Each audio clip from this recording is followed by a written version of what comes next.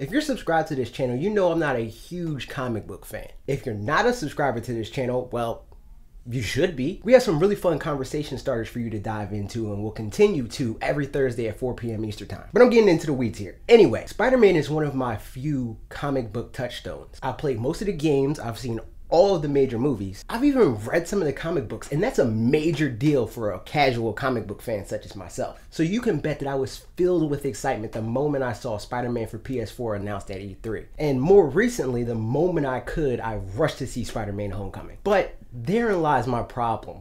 Spider-Man Homecoming might be coloring my expectations for Spider-Man PS4, and I don't think that's a good thing.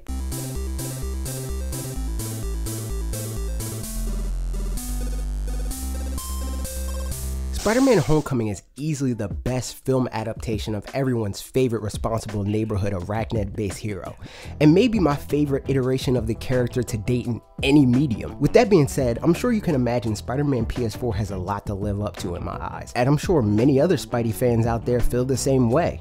Maybe even some of you watching this video. In my opinion, this all boils down to the direction of the movie, and what we know of the game's direction kind of clashes with what typically works best in games. The movie is all about a young, inexperienced Peter Parker coming to grips with what being Spider-Man entails on his journey to becoming an Avenger. The game, on the other hand, focuses on an older, more tested Peter Parker with no shortage of techniques, gadgets, and gizmos at his disposal. And there's where my major hang-up is. I don't see how a game that begins on 1000 in terms of abilities and experience can possibly maintain itself throughout a game that potentially spans tens of hours. This game is the first in a new franchise. There's tons of things that the player won't be experienced in. So the idea that we have a bunch of unexplained tools and abilities is worrying to me. If we look at Insomniac's last marquee title, Sunset Overdrive, you may be able to see better where I'm coming from. There's a lot of weapons and ways to traverse that world that would feel bloated and overly complicated had they not trickled them out to the player at a good clip. The same can be said for Spider-Man. All of this isn't to say they won't pace players and effectively teach them how to use Spider-Man's abilities, but it wouldn't be congruent with the game's story if they used Peter Parker to do so. In storytelling, there's a thing called patching. That's how storytellers provide justification for things existing in their story that aren't consistent with what can reasonably be assumed by a consumer. For example, let's look at Spider-Man's mask. Spider-Man's animated eyes in reality exist because they convey emotion in a way that isn't possible otherwise. But in the story, that doesn't make much sense. It wouldn't make much sense in real life, so why should it? Until they inserted this little bit in Captain America Civil War. Can you even see in these? Yes, I can't. Look, I can see in those, okay? It's just that when whatever happened, it's like my senses have been dialed to 11. A good way to get around Peter Parker's experience would be to teach the player by using other characters like Miles Morales as a stand-in for the player. Kind of like how in Homecoming, Ned Leeds exists as a stand-in for the viewer. We get a brief rundown of what an uninformed viewer would need to know in a way that circumvents the need for a full-on origin story. We have clips like this. Can you summon an army of spiders? No, Ned, no. Do you know him too? Stole his shield. Can I try the suit on? To do the heavy lifting. Miles Morales would be the perfect justification for a more experienced Spider-Man to initiate a training wheels protocol, so to speak, to teach the player what they need to know in a natural way that makes sense within the story. Or maybe Peter Parker exists as a bit of a bait and switch in the opening hours of the game. Something could happen to Peter Parker, like maybe this Mr. Negative scene, which will lead us to play as Miles. This way, Peter can serve a similar purpose as Zero in Mega Man X.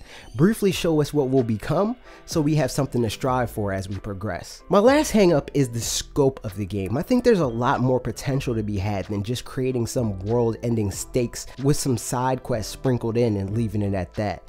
Spider-Man at its core is all about its relationships. Peter Parker creates the lion's share of Spider-Man's problems through his interactions with people, and I think it could be super compelling if that became a part of the gameplay of Spider-Man PS4. And those situations usually begin a lot smaller than they eventually evolve into, and they've never advertised them as these major plot points until they become one.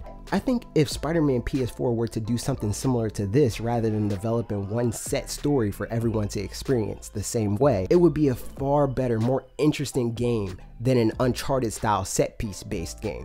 My Peter Parker could be hated by a different set of villains than your Peter Parker. Maybe I save a potential villain or their loved one, so rather than becoming an enemy, they become an ally. Or maybe the inverse could happen. I think a system similar to Shadow of Mordor's Nemesis system would be a good way to achieve this. For instance, in the process of stopping a bank robbery, maybe I failed to stop the robber before they managed to kill an innocent civilian, which would lead to a loved one of that victim spiraling into madness. Wouldn't it be sick if a friend of yours caused Venom's introduction into their world as a formidable foe, but in yours he's an ally? Sign me up for that. Like, now. But those are my thoughts. What do you think? Would you like to play the game that I described, or are you looking forward to a more linear experience from Spider-Man PS4? Let me know in the comments. As a matter of fact, let's have a little bit of fun and bring something back. The last person to comment their answer to the questions that I just asked, as long as they're subscribed, they'll get shouted out in next week's video. So don't forget to subscribe and obviously comment. And also, why not check out some of the other comic book videos that I did with Will from Wolfden? Or even better, check out his video over here. Okay, that's it for me. See you next week.